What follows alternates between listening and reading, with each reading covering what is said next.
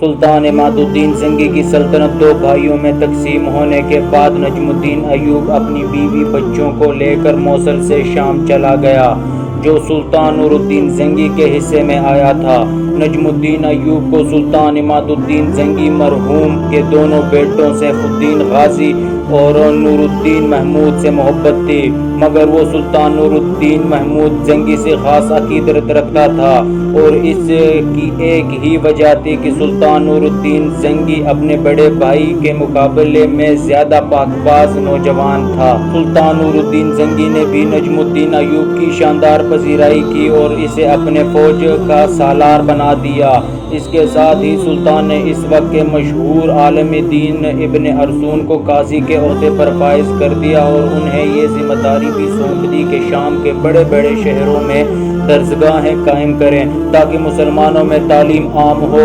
ابن ارسطو کے قاضی ہونے کا سب سے بڑا فائدہ یوسف صلاح الدین کو پہنچا۔ اس وقت یوسف کی عمر 10 سال تھی، اگرچہ اپنے والد نجم الدین کے اصرار پر اس نے گھڑ سواری، تیر اندازی اور شمشیر زنی کی تربیت حاصل کرنی شروع کر دی تھی، لیکن حقیقتاً اس کا دل کتابوں کی طرف مائل تھا۔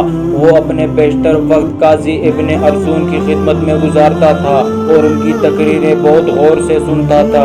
ابھی سلطان نور الدین زنگی اپنی سلطنت کے استحکام میں مصروف تھا کہ اس کے ایک نگراں ارکم نے سلطان کو ایک پریشان کن اطلاع دیتے ہوئے کہا، ایڈیسا کی آزادی خطرے میں ہے، بگوڑا جوسدن ثانی دوبارہ حملے کی تیاری کر رہا ہے۔ سلطان نور الدین زنگی نے بڑی حیرت سے یہ خبر سنی۔ ہماری اطلاع کے مطابق بابا مرحوم و مغفور نے جوسدن کی کمر ہمیشہ کے لیے توڑ دی تھی، پھر وہ اباہج انسان ایڈیسا پر یلغار کس طرح کر سکتا ہے؟ صلیبیوں نے اسے نئی بیساکھیاں دی ہیں، ارقم نے وضاحت کرتے ہوئے کہا۔ انطاکیہ کا حاکم ڈیمورا اس کی پشت پر ہے۔ مزید یہ کہ آرمینیا کے عیسائی باشندوں نے بھی جوسدن کو مالی مدد دینے کا وعدہ کیا ہے۔ سلطان نور الدین زنگی نے فوراً اپنے سالار نجم الدین ایوب اور اس کے چھوٹے بھائی اسد الدین شیرکوہ کو خلوت میں طلب کر لیا۔ پھر دونوں بھائیوں نے سلطان کو ایک ہی مشورہ دیا کہ بلا تاخیر ایڈیسا کی طرف پیش قدمی کی جائے تاکہ سلطان مرحوم کی اس تاریخ ساز فتح کو برقرار رکھا جائے۔ سلطان نور الدین زنگی اپنا لشکر لے کر قہرناک آندھی کی رفتار سے ایڈیسا کی طرف بڑھے، مگر اس سے پہلے جوسدن ثانی نے ایڈیسا پر آدھی رات کے وقت شب خون مارا اور گہری نیند میں ڈوبے ہوئے ترکمان پہرے داروں کو قتل کر کے شہر پر قبضہ کر لیا۔ اس کے بعد عیسائی حکمراں اور اس کے فوجیوں نے اپنے جسموں سے انسانیت کی قبائیں اتار کر وحشی درندوں کی کھالیں پہن لی۔ پھر وہ اپنے خون خوار دانتوں اور نوکیلے پنجوں کے ساتھ ایڈیسا کے مسلمانوں پر پٹ کھڑے۔ صلیبیوں کے جنون کا یہ عالم تھا کہ انہوں نے مسلمان بوڑھوں اور بچوں کو بھی اپنے گھوڑوں کی ٹاپوں سے روند ڈالا۔ پردادار اور معصوم دو شہزادوں کی بھی آبروئی کی گئی، پھر انہیں قتل کر کے ان کی لاشیں عام راستوں پر پھینک دی گئی۔ جوسدن ثانی گھوڑے کی پشت پر سوار شہر کے گردنواں میں ایک درندے کی طرح دوڑتا پھر رہا تھا۔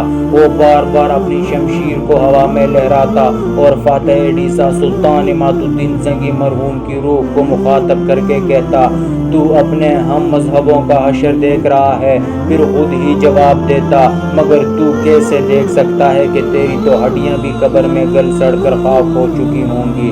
مسلمانوں کے اس قتل عام سے فارغ ہو کر جوسدن ثانی ایڈیسا کے قلعے کی طرف بڑھا۔ قلعے کے مسحور مسلمانوں نے بڑی شجاعت کے ساتھ جوسدن ثانی کی فوج کا مقابلہ کیا۔ پھر جب مسلمانوں کے دلوں میں یہ خدشات ابھرنے لگے کہ وہ پسپا ہو جائیں گے اور صلیبی لشکر ان پر غالب آ جائے گا، تو عین اسی وقت تائید غیبی کی طرح سلطان نور الدین زنگی اپنی تازہ دم فوج کے ساتھ ایڈیسا آ پہنچے۔ ایک آفت ناگہانی تھی جسے دیکھ کر جوسدن ثانی بدحواس ہو گیا۔ اس کی پشت پر سلطان نور الدین زنگی کا لشکر تھا اور مقابل قلعہ ایڈیسا کے محافظ سپاہی۔ گویا صلیبی لشکر چکی کے دو پارٹوں کے درمیان تھا۔ پھر تھوڑی ہی دیر میں جنگ کا نقشہ بدل گیا۔ مجاہدین اسلام کے نیزے صلیبی سپاہیوں کی ہڈیاں توڑ کر سینوں کے پار ہونے لگے اور ان کی سر پکی ہوئی فصل کی طرح کٹ کر زمین پر گرنے لگے۔ جوسدن ثانی بڑی مشکل سے جان بچا کر بھاگا۔ اس کے ساتھ بچے کچھ عیسائی سپاہی تھے جن کی تعداد مختصر تھی۔ جوسدن کے فرار ہونے کا منظر دیکھ کر سلطان نور الدین زنگی نے نہایت غضبناک لہجے میں اپنے سپاہیوں کو حکم دیا، اس درندے کا وہاں تک تعاقب کرو کہ اللہ کی وسیع واری زمین تنگ ہو جائے اور اس کے لیے کوئی جائے اما باقی نہ رہے۔ اگر وہ تمہاری شمشیروں کی زد میں آ جائے تو اسے قتل مت کرنا۔ میری آنکھیں اسے گرفتاری کی حالت میں دیکھ کر زیادہ روشن ہوں گی اور میرے بے قرار دل کو زیادہ اطمینان حاصل ہوگا۔ اپنے سلطان کا حکم سن کر مجاہدین اسلام عقابوں کی طرح اپنے شکار پر جپٹنے اور دریائے فرات تک صلیبی لشکر کا تعاقب کیا۔ انجام کار ایک معمولی مزاحمت کے بعد عیسائی سپاہیوں نے ہتھیار ڈال دیے اور جوسدن ثانی زندہ گرفتار ہوا۔ وہ ارض شام کے باشندوں کے لیے بڑا ہی عجیب دن تھا جب وہ شہر کی عام شاہراہوں پر کھڑے شدید اضطراب کے عالم میں ایک عبرتناک منظر دیکھ رہے تھے۔ مسلمان سپاہی ایڈیسا کے سابق حکمراں جوسدن ثانی کو کھینچتے ہوئے دربار شام کی طرف لے جا رہے تھے۔ جوسدن کے پیروں میں زنجیریں تھیں اور ذلت کے تاج سے اس کی گردن جھکی ہوئی تھی۔ اہل شام کے غیظ و غضب کا یہ عالم تھا کہ اگر سلطان نور الدین زنگی کا حکم درمیان میں حائل نہ ہوتا تو وہ اسے سرعام سنگسار کر دیتے۔ پھر بھی ان کے ہونٹوں پر شدید حرف ملامت تھے۔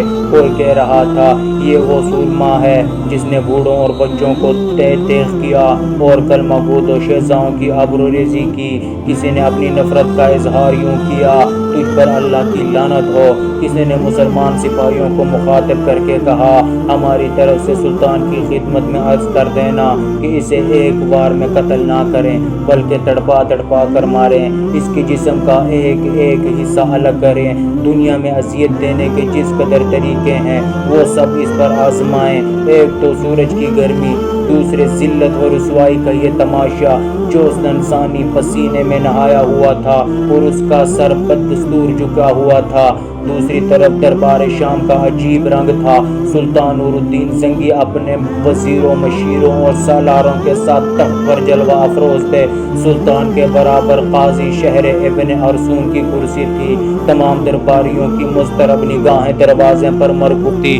سب کو ایک شخص کا انتظار تھا اور وہ تھا جوسدن ثانی کے سوا کوئی دوسرا نہیں تھا۔ آخر کشمکش انتظار ختم ہوئی اور دربار شام بیڑیوں کے ہلکے ہلکے شور سے گونج اٹھا۔ یہ شور ان بیڑیوں کا تھا جو مفتوح عیسائی حکمراں جوسدن ثانی کے پیروں میں پڑی ہوئی تھی۔ تمام درباری اس جابر و شفاق انسان کا انتظار کر رہے تھے۔ جوسدن ثانی کو بے زنجیر دیکھ کر اہل دربار کے چہرے ناقابل بیاں مسرت کے احساس سے چمک اٹھے۔ خود سلطان نور الدین زنگی کی خوشی کا یہ عالم تھا کہ وہ جوش اضطراب میں کھڑے ہو گئے اور سرد دربار اللہ اکبر کا نعرہ بلند کیا۔ سلطان نور الدین زنگی کی تقلید میں دوسرے درباری بھی کھڑے ہو گئے۔ وہ بھی دبی دبی آواز میں اپنے اللہ کی کبریائی بیان کر رہے تھے۔ مجاہدین اسلام کو عظیم الشان فتح مبارک ہو، یہ کہہ کر سلطان نور الدین زنگی دوبارہ تخت پر بیٹھ گئے۔ مسلمان سپاہی زنجیروں میں جکڑے ہوئے جوسدن کو لے کر آگے بڑھے اور تخت سلطانی کے قریب پہنچ کر رک گئے۔ اب جوسدن ثانی اور سلطان نور الدین زنگی کے درمیان صرف ایک گز کا فاصلہ حائل تھا۔ یکایک سلطان نے انتہائی قہرناک لہجے میں جوسدن کو مخاطب کرتے ہوئے کہا، میرے مرحوم مغفور والد تو تیرے سوال کا جواب نہیں دے سکتے مگر ان کا فرزند نور الدین محمود تیری ہر بات کا جواب دے سکتا ہے۔ یہ جوسدن ثانی کی اس ذلت امیز حرکت کی طرف اشارہ تھا جب عیسائی حکمران نے ایڈیسا کے مجبور و معصوم شہریوں کو قتل کرتے ہوئے سلطان عماد الدین زنگی مرحوم کو تحقیر آمیز لہجے میں آواز دے کر کہا تھا کہ وہ قبر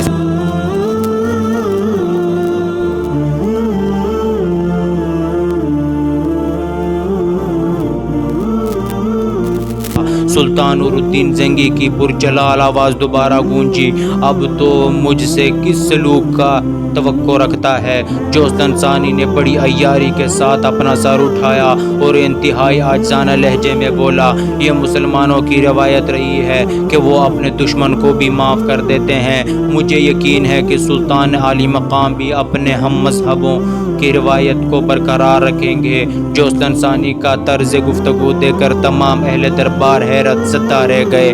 وہ فریب کار شخص بڑی عیاری کے ساتھ سلطان نور الدین زنگی کے ارد گرد ریاکارانہ الفاظ کا جال پھیلا رہا تھا۔